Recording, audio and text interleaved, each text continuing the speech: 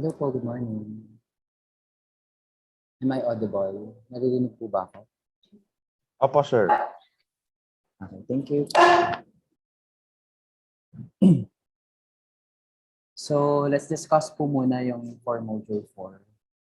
Let's see. Actually, this is for clarification dun sa module 4 natin.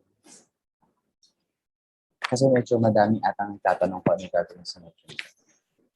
Yung topic natin sa module 4 is all about continuity of a function. So, share ko lang yung screen. Pakita ko lang yung sinabi kong sasagutan nyo for our assessment. Okay, ito ba yung sinagutan nyo for the assessment? Tama po ba? Yes, Opo. sir. Okay. The very question here is to find out whether an equation is continuous or not. Write your solution on a sheet of paper. Actually, for this one, wala na siyang solution, especially if it is linear. Okay. So, if linear yung equation, always remember that it is always continuous. Pakitandaan ko ha. Ano po ba yung mga linear equation dito? Number 1, number 2. Yun. Those are linear equations. Again, if the given equations are linear, therefore it is continuous at all values of x. Therefore, the solution for this one would be all real numbers. Maliwanag? Maliwanag po ba yun? Now, when the equation is linear, the solution for that equation is all real numbers. There is no discontinuity for the equation that is in terms of a line. So, kung line yung equation natin, therefore it is continuous all over. Unless otherwise, it is stated that it is a piecewise function. Kasi pag sinabi natin piecewise function, dun lang naman tayo nagkakaroon ng mga discontinuity when it comes to linear equation. So maliwanag po ba na kapag ang given sa atin are linear equation, we could say that it is continuous. Is this clear? Maliwanag po? Opo. Okay. So, how can we identify whether an equation is continuous or not when it is not anymore a linear equation? So, paano natin masasabi na hindi na siya continuous or continuous pa rin ba siya? Remember that if you are given a rational function, there is a numerator and a denominator.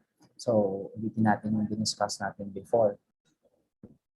So, for our past discussion, let's stop here.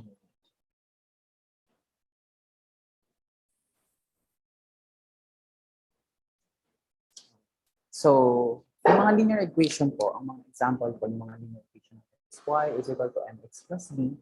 Therefore, it takes the form of this one. So, y is equal to 5x plus 7. Those are linear equation. Y is equal to 2x plus 3. This is a linear equation. Y is equal to negative 9x minus 14. These are examples of linear equation. Therefore, when we are getting the solution for this one, pwede mong ilagay dyan that it is continuous for all real numbers. Or ilagay mo na lang na ganito. Because this is the symbol for all real numbers. Therefore, kahit na anong ilagay mo dyan, may lalabas pa ring value sa kanya. Again, maglagay ka dyan ng 1,000, maglagay ka dyan ng 0, maglagay ka dyan ng negative 2,000. From positive infinity to negative infinity, there are values that you could get. Okay? So, ganun po yung meron sa linear equations natin. So, identify mo yung linear equation. Ano po? Kung ano yung linear equation dun sa given. So, kung na-identify mo na, therefore, pwede mo nang agad sabihin that it is continuous. Okay. So, what if we're given other equations other than being linear equation? For example, we are given quadratic. So if you are given quadratic equations, just like yung parabola, circle, ellipse, hyperbola. So all you have to do is to factor. Okay. So ang gagawin mong solution dyan is to factor out. If there is a discontinuity, for example, nakakuha ka ng mga factors niya, therefore, mag-e-end siya doon sa factors na yun. And it is not anymore continuous at all the values of x. Okay, so pag nag-factor ka, wait, hanap ako ng example. May factors.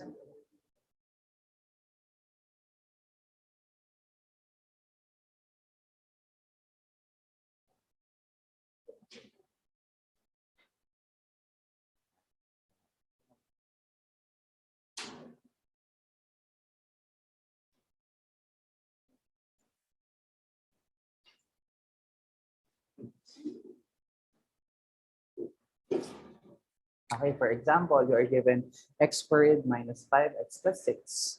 Therefore, there is a factor for x squared minus 5x plus 6. So if you'll be factoring this out, it becomes, this is 6. Therefore, the factors will be 3 and 2.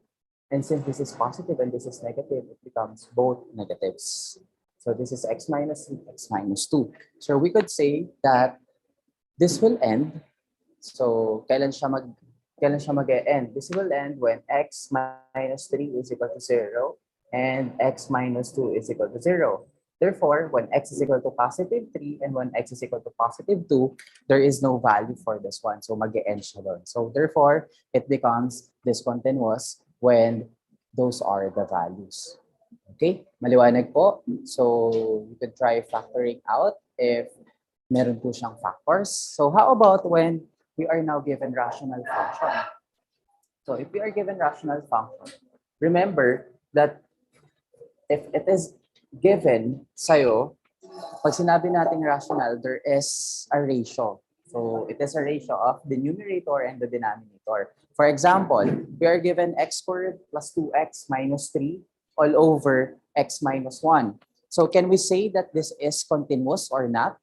So para natin malaman kung it is continuous or not, all we have to do is to get the denominator. Sabi nga natin nung una when we are starting our discussion regarding limit, so meron tayong mga iba't ibang ending equation. Meron tayong 9 over 0, meron tayong 0 over 0, meron tayong 0 over a number divided by 0, 0 over 0, 0 over a number. So pag dito, sa huli natin na example, 0 agad yung sagot dyan. Pag dito, indeterminate. Pag dito, undefined.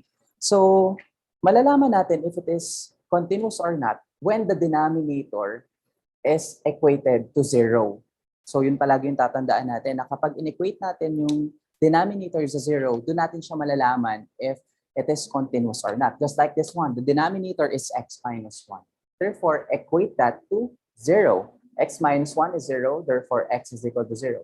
And we could say that it is not continuous, this is x is equal to 1. Therefore, we could say that it is not continuous when x is equal to 1. So it is not continuous. Are we clear? Guys, are we clear with this one? When we are given rational function? Yes or no? Yes po.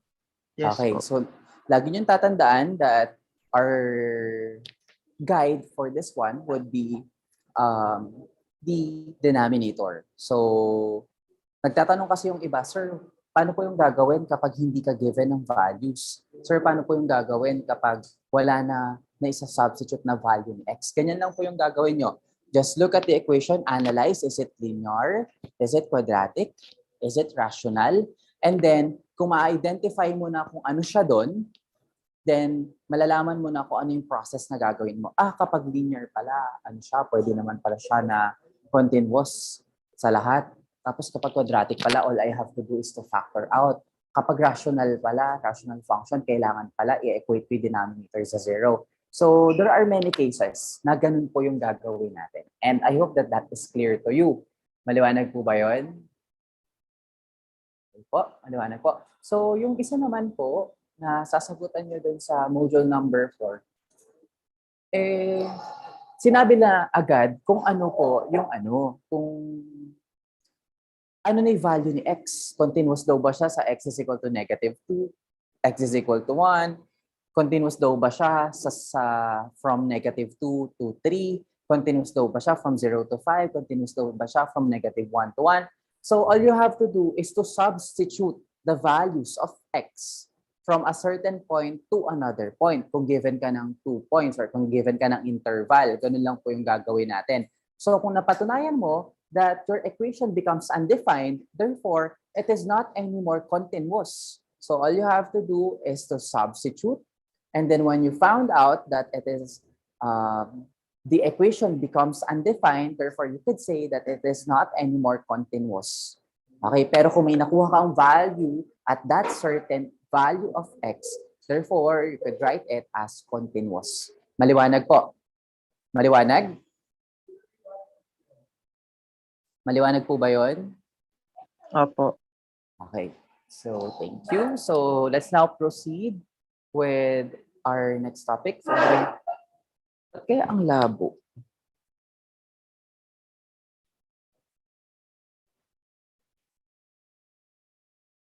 Okay, burahin ko muna to.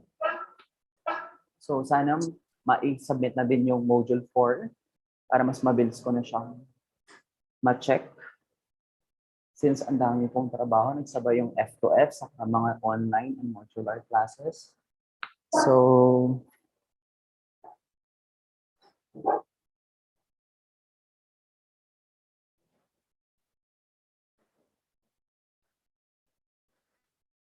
I'll just share my screen again. This is our topic for today. It's about tangent lines, rates of change, and the derivative. So this is our learning objective, is to illustrate the tangent line to the graph of a function at a given point, apply the definition to find the derivative of a function at a given number, and relate the derivative of a function to the slope of the tangent line to the graph of a function. Okay, remember that if we are dealing with the derivative, okay po ang topic po kasi natin dito is limit, derivative, and the slope. Yung tatlo po na yun, pwede nating pagbalik-balik na rin. Kasi when we are getting the slope, we are also getting the derivative. So when we are getting the limit, we are also getting the slope and its derivative. So yun po yun. Ito po yung slope natin. So remember na these are the slope of the tangent line. So yung tangent line natin will meet a graph at exactly 1 point. So yun po yung tangent line natin. Isang point lang po sila mag-meet. Okay?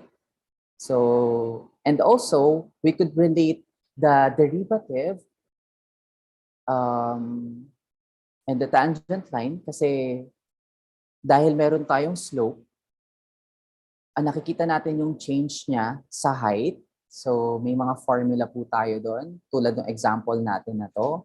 So there is a change in the line of sight. Yung line of sight is parallel po siya. So sa tangent line natin. Okay? So ito po yung example natin. Okay. So ano po ba yung formula natin for slope of a line? Actually, ito yung una natin diniscuss when we had our discussion in pre-calculus yung first week natin. It is all about the slope of a line. Remember na napakadali lang po ng slope of a line if tatanungin ka kung ano yung formula for the slope of a line. Remember that the formula is y is equal to, for the slope, m is equal to delta y over delta x. And when we say delta, there is a change. Therefore, we could rewrite that m is equal to y2 minus y1 over x2 minus x1. Sabi natin, kung ano po yung inuna natin na point, yun dapat yung nandun sa una. Kung inuna natin si 2 sa y, dapat unahin din natin si 2 dun sa x. So they are interchangeable. It is also equal to y sub 1 minus y sub 2 over x sub 1 minus x sub 2. So this is our formula for the slope. So let us try to again recall what we have discussed last time. So we are given points A, B, C. We have point A, which is 1, negative 3. We have point B, which is 3, negative 2. And we have point C, which is negative 1, 0. So we're asked to get the slope of the line segment AB, the slope of the line segment AB, the slope of the line segment AC, and the slope of the line segment BC. So how do we do that? Okay, so again, this is the formula. So this is just direct substitution. But before we substitute, remember to first assign the values of y sub 2, y sub 1, x sub 2, and x sub 1. Okay, so this is AB. So ito muna yung unahin natin. If this is your x1, this is your x2. If this is your y1, this is your y2, right?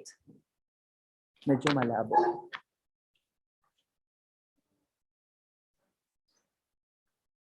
Maliwanag po? Medyo malabo, no?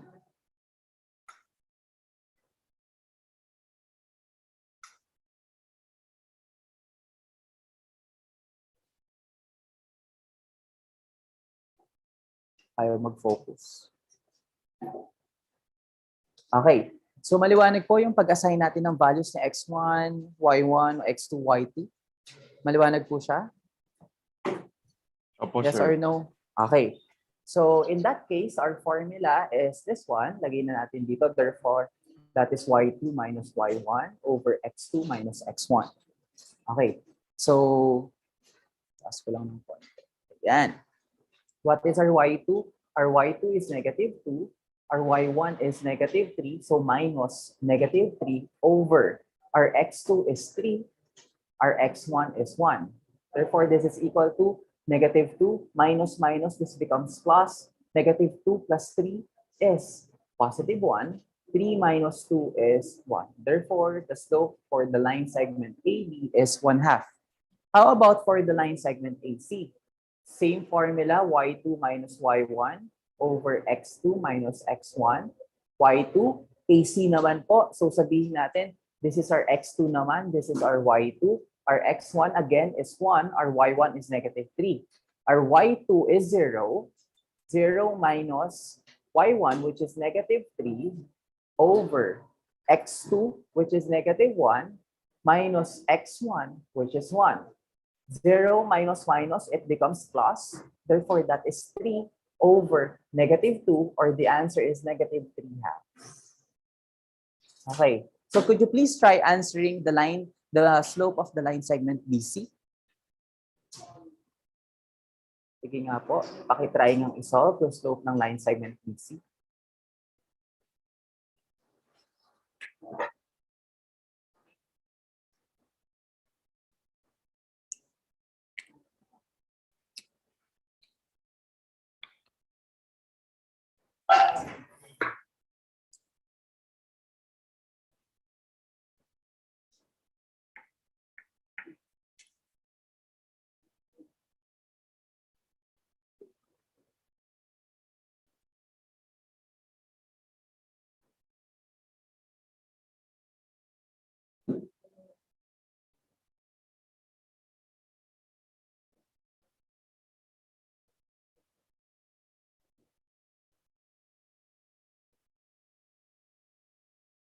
Okay, would like to volunteer?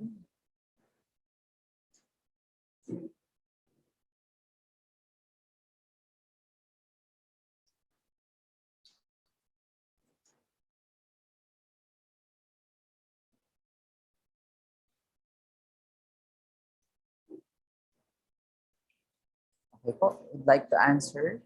What is the slope of the line segment BC?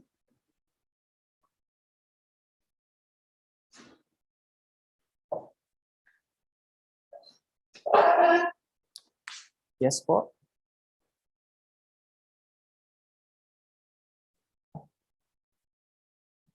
Ano pong slope natin ng line segment BC? Anyone?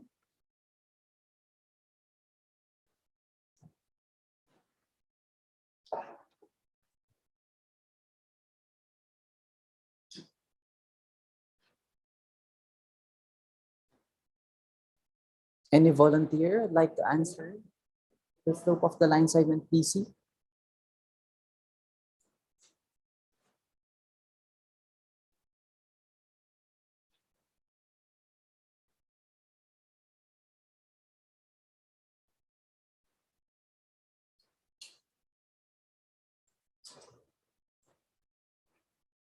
Anyone po? Hi. Yes, Mr. Banal. Sir, yung taas po. 0 minus negative 2, magiging 2 po. Tas, Okay. That is y2 minus y1, 0 minus negative 2 over negative 1. 1 minus 3. 3. Okay, this becomes negative, negative, positive 2. Positive Negative 2. 3 minus 3. Negative 1 minus 3 is negative 4. Therefore, the answer is negative Po. 1/2. So that is the correct answer. So naalala na po ba yung pagsasolve natin ng slope? Natandaan na po? So yan yung unang discussion natin last time. Okay. So let us now try to recall the point slope form. So let us try to recall the point slope form. So paano ba natin mabilis na ma-recall yung point slope form? Sean, paki-admit yung mga nagaan. Thank you. Okay, let us try to recall the point slope form. From this formula, we'll be able to identify the equation of the point slope form. Okay, so from m is equal to delta y over delta x, kailangan ang matira lang sa atin is delta y sa other side. Therefore, we could cross multiply. We could say that we have m delta x is equal to delta y, or we could say that delta y is equal to m delta x. So expand po natin yung equation. Therefore, we could say that delta y is y2 minus y1 is equal to m times x2 minus x1. Or sa other books, yung y2 is just y, y1 is y0, and m, multiply it to the equation of x minus x0. Ito po, magagamit natin if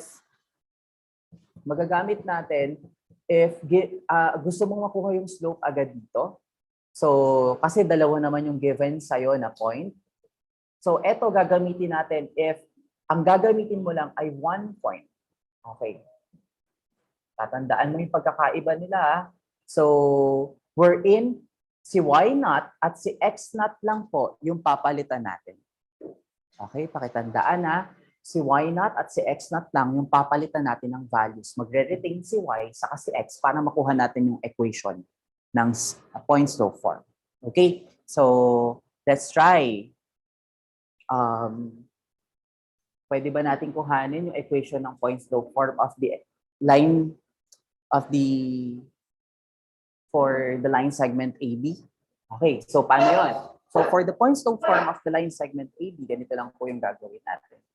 I-admit ni Sean.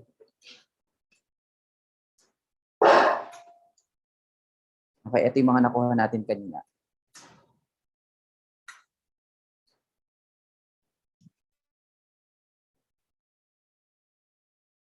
Okay, ito yung mga nakuha natin kanina na slope. So, yun po yung mga nakuha natin. So, hanapin muna natin yung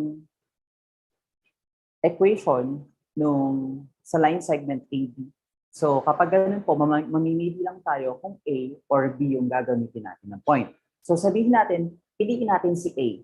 Point A is 1, negative 3, while point B is 3, negative 2. And let's find out, pareho na natin siyang gamitin. Let's find out kung pareho lang naman yung masasolve natin sa kanya. So, ang slope na nasolve natin dito, the slope of the line segment AB is 1/2. Tingnan natin kung makukuha natin yung pareho yung point slope form natin. Our equation is y minus y0. Lagay ko muna, using point A, para hindi kayo malito. Using point A. Y minus y0 is equal to m times x minus x0. Wherein y will remain, that is y, our y0. So kung A yung pipiliin natin, that is y, that is 1, negative 3. This is our x0. This is our y0. Pag nakakakita kayo ng subscript na 0, ang basa po doon ay not. It means it is an initial value. So our y0 is negative 3 is equal to m, which is 1/2, times x minus, retain ulit si x ha, our x0 is 1. Okay? Simplify, y minus minus 3, that is y plus 3, is equal to, distribute 1/2, that is 1/2 x. That is 1/2 x minus 1/2. Tapos y lang dapat yung matira. Actually, pwede na tong answer natin, pero gusto ko si y na lang yung matira dito sa kabila. Therefore, y is equal to 1/2 x minus 1/2. Lipat natin si positive 3 sa kabila, that becomes negative 3. Y is equal to 1/2 x minus 1/2. Si 3, express natin in terms of 1/2. That is 6/2. Okay. Therefore, y is equal to 1/2 x. Negative 1/2 minus 6/2. What happens? That becomes negative. Anyone? What is negative 1/2 minus 6/2? Negative 5 over the 5 halves po. Negative 7 halves po. That is negative 7/2. So, tingnan natin kung magiging kamukha naman siya using point B. Okay. Using point B, our B is 3, negative 2. This is our x naught. This is our y naught. Therefore, y minus y naught is equal to m times x minus x naught. Wherein y retain, our y naught is negative 2. Our m is 1/2. Our x retain, our x naught is 3. Okay. Y minus minus, that becomes y plus 2. Distribute 1/2, will be having 1/2 x minus 3/2. Okay. Therefore, we'll be having y. Lipat natin si positive 2 sa kabila is equal to 1/2 x minus 3/2 minus 2. Therefore, y is equal to 1/2 x minus 3/2. Yung 2, kailangan express natin in terms of over 2. Therefore, that becomes minus 4/2. Tama po ba? Na si 2 is equal to 4/2 because 4 divided by 2 is 2. Tama? Okay. Therefore, we could say that y is equal to 1/2 x. Since they are both negatives and they have the same denominator, all we have to do is to add their numerator. 3 plus 4 is 7, but that is negative. Therefore, that is negative 7/2. Do we have the same answer for the points law form? To have the same answer for Opo, the sir. equation of the line. Therefore, regardless kung ano yung point na gagamitin natin, we will be arriving with the same points law form. Is this clear? Actually, this is just our introduction for our today's topic because we will be dealing with the different tangent lines of our equation. Okay, maliwanag. Paki-screenshot na po para hindi mawala.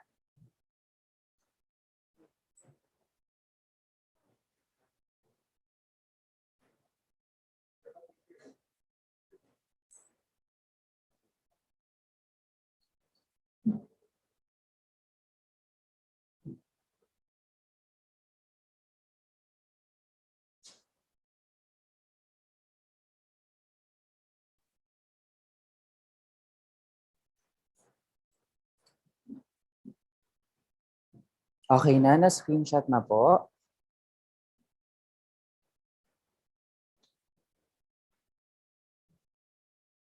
Okay na screenshot na po. Tama po ba na screenshot niya na? Buburahin ko na po kasi. Okay lang? Opo, sir. Okay. So, buburahin ko na. Okay. Let's now relate our topic to the evaluation of limits. So, gusto ko i-relate natin yung topic na to because this is a very basic topic in grade 8 and grade 9. So, why not relate this into an evaluation of limit? So, how do we relate the tangent and the points law form in order for us to solve for the value of a certain limit? So, paano natin gagamitin yon? So, there is a formula for this one. So, let's try to solve using our formula. So the slope of a tangent line. So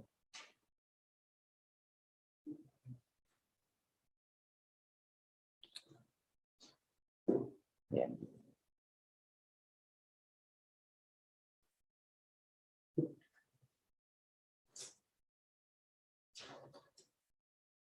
Okay.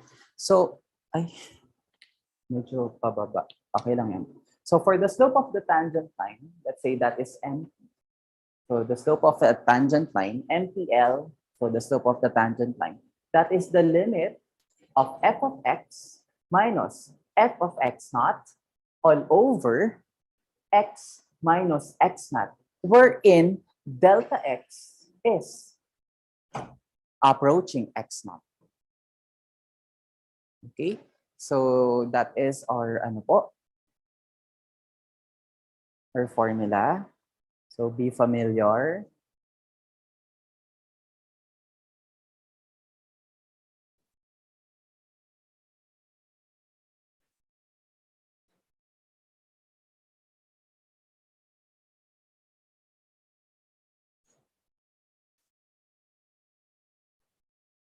Okay, or we could also say na x is approaching x naught. So pwede natin din tong i-rewrite as MPL is equal to the limit. When we say f of x, that is y. When we say f of x naught, that is y naught. X minus x naught as x approaches x naught. Okay, bakit po naging ganito? Sa equation po natin, if we have the function of x, it is also y. So, f of x naught, therefore, pag pinasok natin si x naught dun sa value ni f of x, ang lalabas po na value natin is y naught over x minus x naught. Okay? So, ulitin natin naman ngayon yung points law form. Therefore, this becomes y minus y naught is equal to m times x minus x naught. So, these are the three equations that we will be using in order for us to solve for the equation of a triangle. Okay? So, ginagamit to if we are given equations and we are given a point na yun yung pagbabasihan natin. Okay?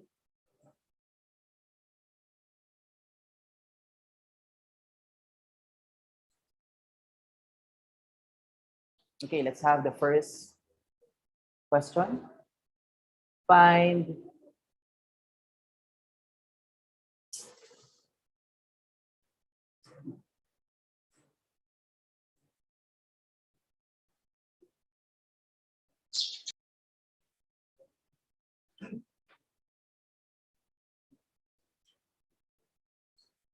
okay.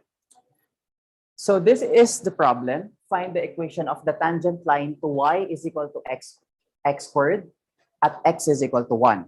So binigyan tayo ng isang equation. Binigyan din tayo ng value ng isang x. Okay. So how do we do that? So gamitin na natin tong second equation since we are dealing with y. Therefore, lagay natin doon MPL is equal to the limit of y minus y naught over x minus x naught as x approaches x naught. But how do we solve for y? How do we solve for y naught? How do we solve for x? How do we solve for x naught? Remember that this y is the equation. Okay, tatandaan nyo yung unang y po natin is yung equation. Yung pangalawang y naught po natin, paano natin masosolve? Okay, ganito lang yon. Yung given po sa atin na x is x naught. Therefore, we could say that x naught is equal to 1. Para ma-solve natin si y naught, pumunta ka sa equation ni y is equal to x squared. We could say that this is y naught is equal to x naught squared. But what is our x naught? Our x naught is 1. Therefore, y naught is equal to 1 squared. And y naught is equal to 1. Okay. So, tama po ba? Opo, sir. Tama po ba ito? Okay. So, in this case, meron na tayong y naught. X will remain. Magre-retain po yung x natin. And our x naught will be 1 since yun yung unang given sa atin na value ni x. So let's now try to substitute. Therefore, we'll be given the limit of y. What is y? Y is x squared. What is our y naught? What is our y naught, guys? Our y naught is 1 po. 1 po. over x minus. What is our x naught? 1 po. 1 po. 1 po. But x is approaching x naught, that is 1. Pag nilagay mo dito si 1, it becomes 1 squared minus 1 over 1 minus 1. 1 squared is 1, minus 1 is 0. 1 minus 1 is 0. It becomes 0 over 0. Pero di ba na-discuss na natin kung ano yung gagawin when it becomes indeterminate, right? Tama po ba? Ano po yung gagawin natin? If it becomes indeterminate, we need to look for another solution. And that solution would be first solution, that is by Factoring. factoring. Are there factors of x squared minus 1? May factor po ba si x squared minus 1? Opo. Yes. And that is? What will be the factors? x minus 1, x plus 1. Okay, that is x minus 1, x plus 1 all over x minus 1. Therefore, we could cancel out x minus 1, and we are now given the limit of x plus 1 as x approaches 1. Therefore, we could say that this is 1 plus 1. The answer is 2. The slope for this one is 2. Maliwanag po ba? Therefore, we could say that the slope for this one is 2. But, are we looking for slope? Tinatanong po ba sa atin yung slope? Tinatanong po ba sa atin yung slope, guys? Ano pong tinatanong sa atin? Equation of the tangent line. And how do we get the equation of the tangent line? By using the third equation. Tama po ba? Tama po ba? This is the equation of the tangent line. Therefore, we'll now be having y minus y naught is equal to m times x minus x naught. Y, retain y. What is our y naught again? Our y naught is 1. 1 is equal to what is our m? Our m is 2. Multiply the 2x minus what is our x naught? 1. Okay. Therefore, simplify natin. Transpose natin si negative 1 to the other side. We'll now be having y is equal to distribute 2. That becomes 2x minus 2 plus 1. And we'll now be having the equation of the tangent line, which is equal to 2x. Negative 2 plus 1 is negative 1. And this is the final answer. This is the equation of the tangent line. Are we clear? Maliwanag po? Ay, sorry, hindi nakita. Okay, baba natin. Maliwanag po? Opo. Okay, paki-screenshot mo muna. Ganyan lang po yung process, ha? The formula is y minus y naught over x minus x naught as x approaches x naught, wherein y is the equation. Y naught will be gathered using the value of the x naught, given yung value ni x naught natin. Tapos yung x naught, ilalagay mo ulit sa baba. Ang hindi lang napapalitan na value dyan ay, ano yung hindi napapalitan na value dito? Sa formula, value ni x. Okay, so variable pa rin siya. Okay, let's have another. Sige nga, try nga.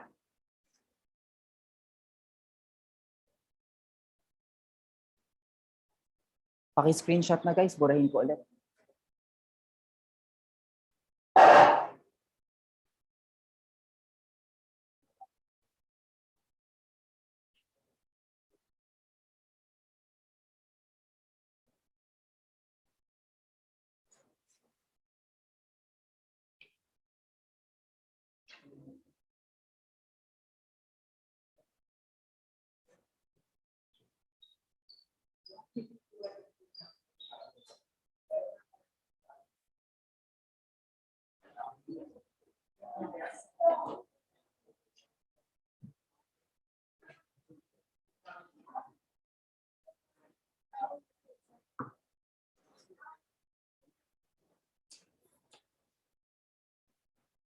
Okay, number 2.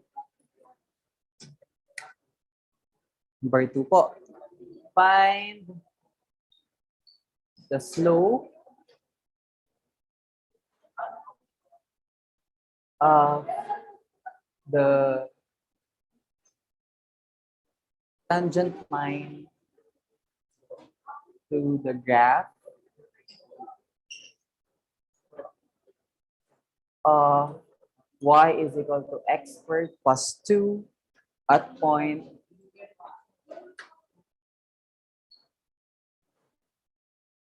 1, 3. Okay.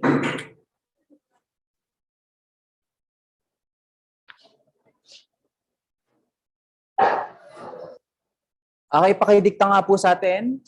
Anyone, pakidikta po sa akin yung process dito. Ang pinapahanap lang sa atin, find the slope. Pero hanapin na din natin yung equation. Slope and equation. Okay. What is our formula? What is our formula for the slope? M is equal to the limit of what? The limit of anyone? M is equal to the limit of what, guys? The limit of y minus y naught. y minus y naught over X x minus X naught po. minus x naught as x approaches x naught. Okay, so if we have this one, what is our y? Our y is, what is our y? Ano ipapalit natin kay y? What is our y? X squared plus 2. X squared plus 2 minus, what is our y naught? What is our y naught? Okay, if we are given a point, we are given 1 and 3. Therefore, that is x naught. This is x naught and this is y naught. But let us try first kung magiging tama ba. X naught, lagay natin doon 1. 1 squared is 1. 1 plus 2 is 3. Therefore, it is correct. This ordered pair is correct.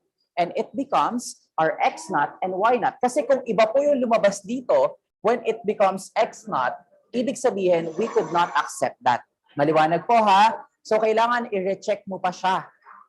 So, kailangan i-recheck mo pa siya kung magiging magkamukha ba. Kung sinubstitute mo yung value ni x naught. Okay, and since magkamukha lang, we'll be able to write that this is minus 3 over x minus what is our x naught? 1 po. 1. Okay. Simplify natin. X squared plus 2 minus 3 is x squared minus 1 over x minus 1. Oh, kung mapapansin nyo, kamukha lang siya ng kanina. Therefore, it becomes the limit of x squared minus 1 over x minus 1 as x approaches 1. X squared minus 1, we could say that that is x plus 1, x minus 1 over x minus 1. Cancel x minus 1, therefore m is equal to x plus 1. What is the value of x? 1. That is 1 plus 1, therefore our slope now is equal to 2. But what is the equation? The equation is y minus y naught is equal to m times x minus x naught. Wherein, retain y, our y naught is 3, is equal to m, which is 2, retain x minus our x naught is 1. So same lang siya kanina, ay y naught is 3. Okay, tama. So this becomes y, transpose negative 3 to the other side, distribute 2, this becomes 2x minus 2 plus 3. Therefore, y is equal to 2x, negative 2 plus 3 is positive 1. So that is the equation. So are we clear? Maliwanag po ba ito? Opo. Okay, so paki-screenshot po muna bago ko burahin.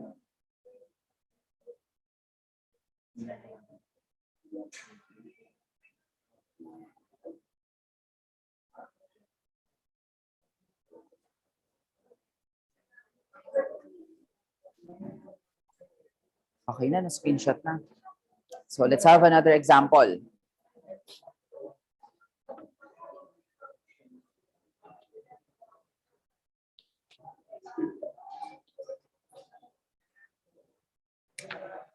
Okay, number 3, find the slope intercept form.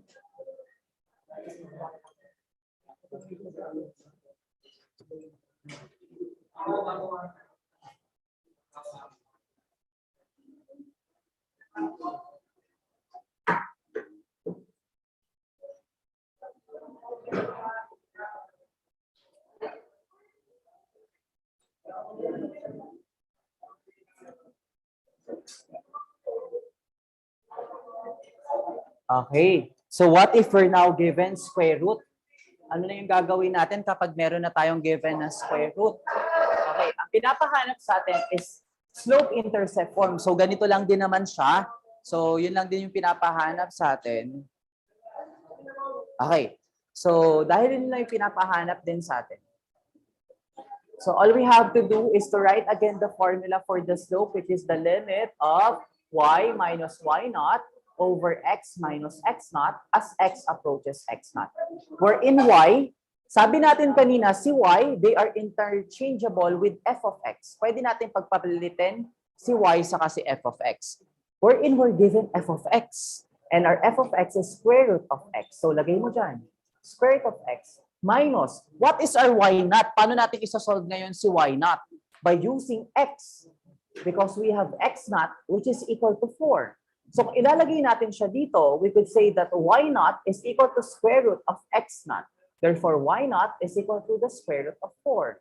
And y naught is equal to positive 2. So that is square root of x minus 2 over x minus what is our x naught? What is our x naught, guys? 4 po. 4. Therefore, our working equation now is the limit of square root of x minus 2 over x minus 4 as x approaches 4. So kapag sinubstitute natin si 4 dyan, that becomes 0 over 0. So, if it is 0 over 0, what do we do now? We have square root. We have square root. What method are we going to use? Sir, yung conjugate. Therefore, we'll be using conjugate multiplication. And what is our conjugate? Ano i-multiply sa kanya na conjugate? Square root of x plus 2. Okay, that is square root of x plus 2 over square root of x plus 2. Since we are using conjugate multiplication, always remember that the middle term will cancel out. Magka-cancel yung middle term natin. And at matitira sa atin is yung first at yung last. So all we have to do is to multiply both the first term and to multiply both the last term. Square root of x times square root of x. X po. X. Negative 2 times positive 2. Negative. Negative 4 po. Negative 4 over, multiply lang natin yung nasa baba, sulat lang natin, kasi magka-cancel siya nung nasa taas. Tama po ba? Magka-cancel po ba siya? Yes or no? Yes po. Okay, cancel this out, therefore that is 1 over square root of x plus 2. But it becomes the limit of this one, and the limit is approaching 4. Pwede na natin ngayong i-substitute yung value ni x sa kanya. And this becomes 1 over square root of 4 plus 2.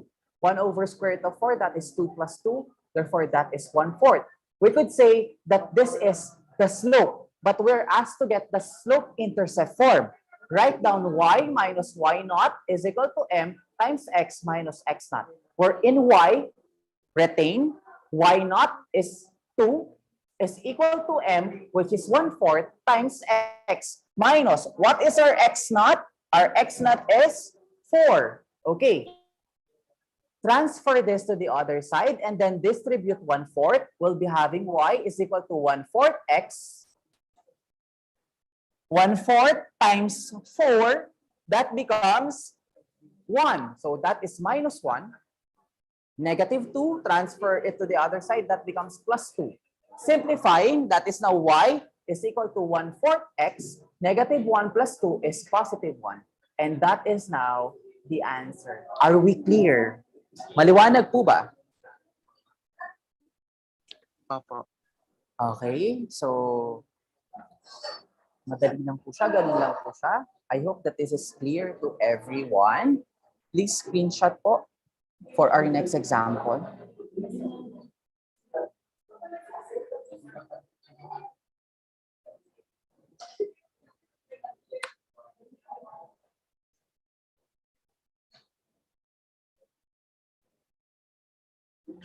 Okay, what if we need to prove something based dun sa given sa atin, or we need to verify an equation dun sa given na problem sa atin. Okay, brain ko na po ha.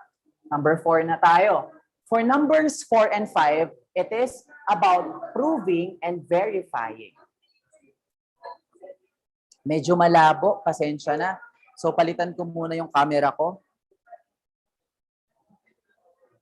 Ayan, mas okay to, no? Mas malinaw. Tama ba? Opo, sir.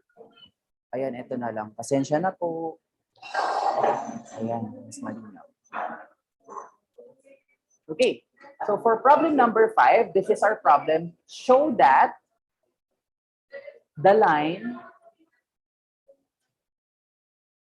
the tangent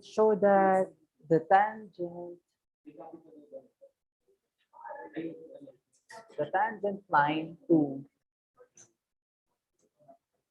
y is equal to 3x squared minus 12x plus 1 at the point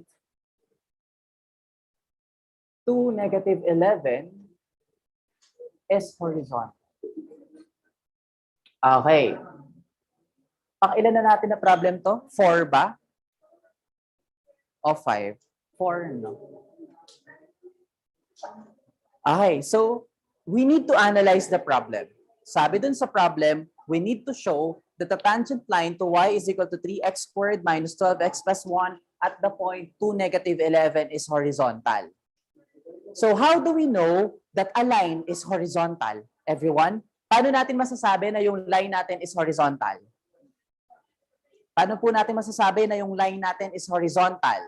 Anyone? Anyone would like to answer? How do we know that a line is horizontal?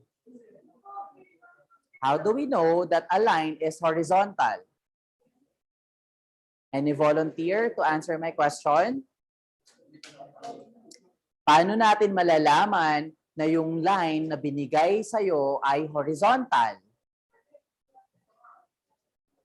Yes, Mr. Ortiz? When the y value does not change. When the y value does not change, or there is a much acceptable answer. Paano natin malalaman na horizontal yung line? When, anyone, alam nyo yan, dapat alam nyo yan. Paano natin malalaman na yung line ay horizontal? When, yes, Mr. Castillo? 0 po yung slope. When the slope is 0. Remember that we will be able to identify that a line is horizontal when m is equal to 0 or when the slope is equal to 0. Is that clear? Therefore, we need to show that the tangent line to y is equal to 3x squared minus 12x plus 1 at the point 2, -11 is horizontal. Okay. So, by using our limit, hindi na natin isi-solve yung equation. All we have to do is to identify the slope. When the slope of this line turns out to be 0, therefore, we could say that it is horizontal. Okay. So, sulat natin yung equation. The limit of the slope is equal to the limit of y minus y naught over x minus x naught as x approaches x naught. We are given points. 2. Therefore, our x naught is equal to 2. Check natin kung magiging -11 ba talaga si y naught natin by using x naught to this one. Therefore, y naught is equal to 3 times 2 squared minus 12 times 2 plus 1. 3 times 2 squared is, this is 4 times 3 is 12. Tama po ba? 12 times 2 is 24 plus 1. Okay. 12 minus 24, that is -12. -12 plus 1 is -11. Therefore, we could say that y naught is the same as the y coordinate of the point. So that is -11. Okay. So sulat na po natin dito. Our y is 3x squared minus 12x plus 1 minus. Our y naught is -11 over x minus. What is our x naught? Our x naught is 2. Okay. So since we are given 3x squared minus 12x plus 1 minus 11, it becomes plus. Therefore, we'll be having 3x squared minus 12x plus 1 plus 11. So that is plus 12 over x minus 2. Okay. So could you please give me the factors of 3x squared minus 12x plus 12? So pwede ba pakibigay sa akin yung factors niya?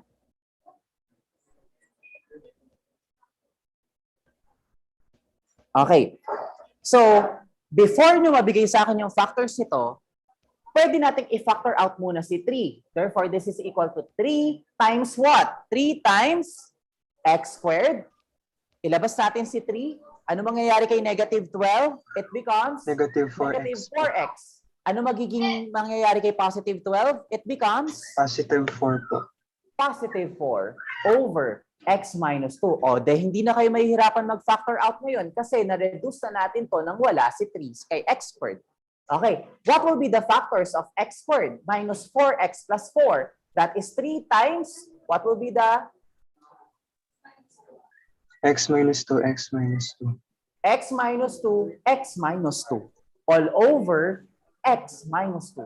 Cancel out 1X minus 2. Therefore, our equation becomes 3 times X minus 2. But what is the value of X, guys? The value of X is, what is our X naught? The value of X naught is 2 po. 2. Okay, therefore that is 3 times 2 minus 2. But what is 2 minus 2? 0 po. 0. And what is 3 times 0? 0. 0. Therefore, we could say that the slope is horizontal. Are we clear?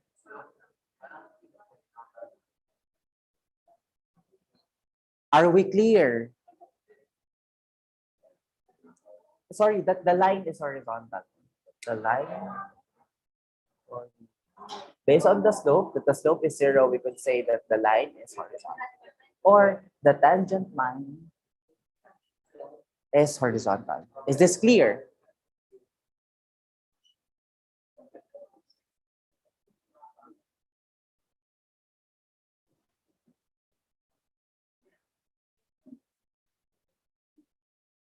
Okay? May questions pa po ba? Pwede nyo na pong screenshot to. That is our last example na po.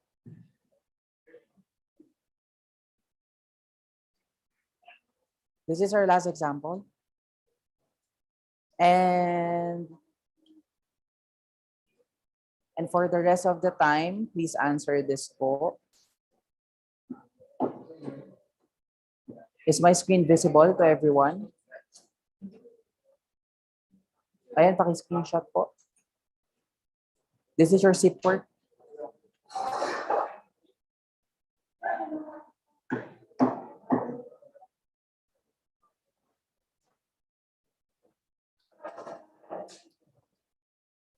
Okay na?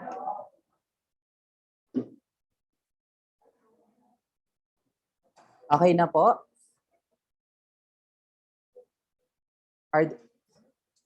Is our discussion clear for this morning po ba? Tapos I'll upload na po module 5, 6, 7, and 8 po sa ating Google Drive. Okay, maliwanag na po.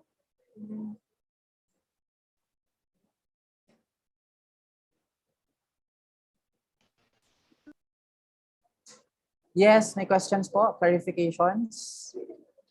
Are we clear?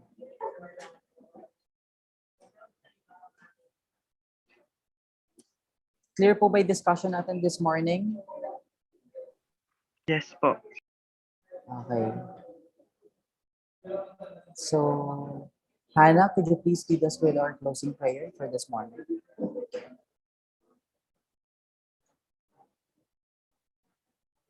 Hannah. Dito po ako, sir. Sige po, mag-pray na po tayo. Tayo po ay pumikit at manalangin. Hallelujah. Maraming salamat po, Lord God, sa nangyari po na discussion, Panginoon. Pagpalain niyo lamang po, Lord God, yung teacher namin, Sir Jad po, Panginoon. Lord God, ibalik niyo po sa kanya yung mga nawala, Lord God, na lakas, Panginoon. Pagpalain niyo po siya lagi, Lord God. At Panginoon, panalangin rin po namin na masagutan po namin lahat ng mga seatwork, Panginoon, lahat po ng mga module, Panginoon. Tulungan niyo lamang po kami, Panginoon, na maisaisip, Panginoon, at maisa puso po yung mga natutunan po namin ngayon. Ito po ang lahat ng papuri, pasalamat at pagluwalhati